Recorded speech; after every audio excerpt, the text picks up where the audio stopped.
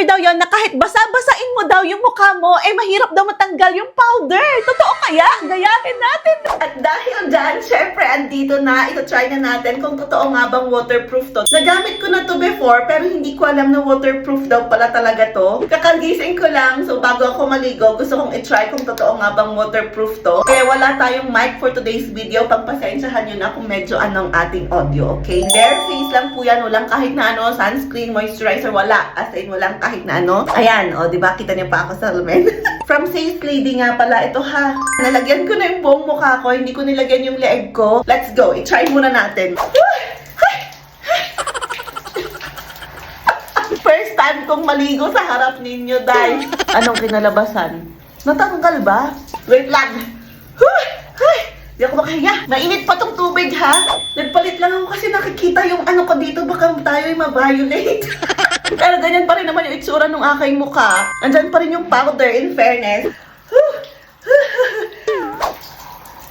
Guys, parang ando dun pa din. Wow. Hindi masyadong halata na hindi natatanggal dito sa 02. Kasi ka-shade ko ito, so kukunin ko yung lighter para makita ninyo. Ito ang proof na hindi pa talaga natatanggal yung powder. Oh, compare nyo, ito hindi ko pa napupunasan. Oh, ito napunasan ko siya. So, hindi talaga siya natatanggal. Hindi lang kasi halata. Kasi nga ka-shade ko talaga itong 02 na ginamit ko. Ito yung shade 00. So, puti na siya ha. Oh, ayan. Kakapalan natin para kitang-kita talaga na hindi matatanggal. Gusto ko lang ipakita kasi baka may mga iba dyan sa inyo. Magsabi na naman na peke yung aking ginagawa. Ayan na, puting-puti na yung mukha ko. So, ito, i-try ko din basain. Oh, di ba? Ganun talaga siya. Guys, meron pa rin talaga. Ayan oh. Wow. Nawash yung unang layer sa tingin ko. Hindi siya kasi white. Pero meron pa rin, puting-puti pa rin talaga. Kaya waterproof nga talaga siya, guys.